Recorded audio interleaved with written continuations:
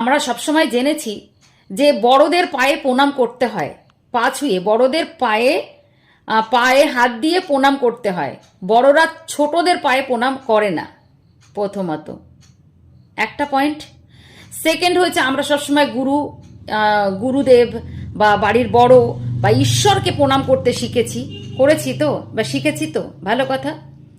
ঠিক তেমনি আমরা এটাও শিখেছি যে সবসময় ভক্ত আর ভগবানের যে সম্পর্ক, ভক্তর সবসময় ভগবানের কাছে যায়, ভক্ত ভগবানের কাছে যায়, মানুষ ঈশ্বরের কাছে যায়, মানুষ মন্দিরে যায়, মসজিদে যায়।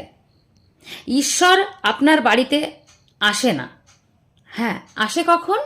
আসে না, আসে কখন? যখন আপনি তাকে ভক্তি দিয়ে, মন প্রাণ দিয়ে তাকে ডাকছেন, তাই না? বোঝাতে পেরেছি নিশ্চয়ই? তো আমাদের